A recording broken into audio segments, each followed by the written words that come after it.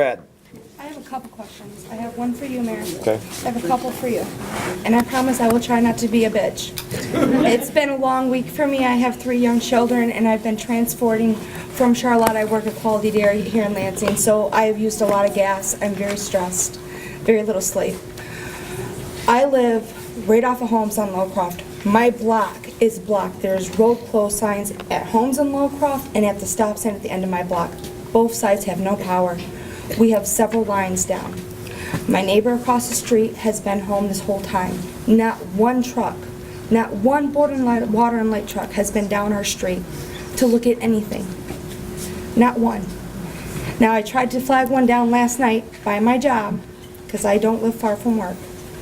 Tried to have him come down towards our neighborhood, and he turned down, got halfway down the street and turned back around and headed up MLK towards Jolly where the street light's out and did nothing. So it's very frustrating to see them drive past our street that says road closed on Homes and do nothing. Another thing is, your website stated Christmas night that you would be working at Homes and MLK. And nobody was over there. I got over there 10 minutes after it was posted. No trucks were over there, nobody. And when I talked to your supervisor down out of Pennsylvania, he very much so emphasized that it's being posted on Facebook is from corporate, and that corporate has no idea where your guys' trucks are at and where you're working and whose power is up and whose power is down. Okay, well, that's not true.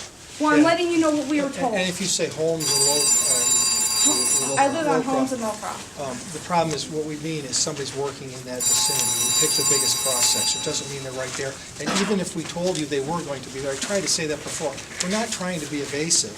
Well, and I understand But they might have been there 2 or 3 hours ago and then they moved. Your plate. I understand that. But I mean, it's frustrating. I mean, I've lost all the food in my house. I mean, and it's lots of food. I don't have the money to go out and buy groceries. I don't have it. I lost $100 worth of meat. I cannot afford it. So now how am I supposed to feed my family of 6? You know, I don't qualify for DHS. I don't qualify for help. That's my question to you. What are other families that are in my shoes that have lost everything in their house to feed their family supposed to do, and we don't have the money to go out and buy it? Who's going to help us? Yeah. Are the food banks going to help us? I mean, from what I understand, the food Madison couldn't, it's not in their power to be prepared. If you make it prepared that they can solve it overnight. No, but I mean, having people stay on call, I mean, I've seen trucks in Charlotte from Indiana working for consumers. I'm like, well, come to Lansing, come help us. I'll take you there. It hasn't been a night. That's why we're here.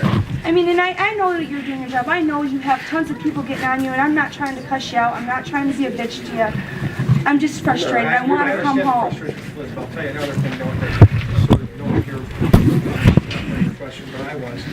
We're not quick to cut people off. You guys have cut me off twice the day it's due. Did we give you a chance? Did we talk to you? I even called you and told you I could only give you half of it, and you said that wouldn't do, and you cut me off. Well, that was wrong of us. We should not be doing that. So I mean, I instruct my people to work with you. yeah, and they were very. Oh, I only had one lady be nice to me at your window down at the office. The rest of them have always been very cruel to me when it's come to me not being able to pay the full amount.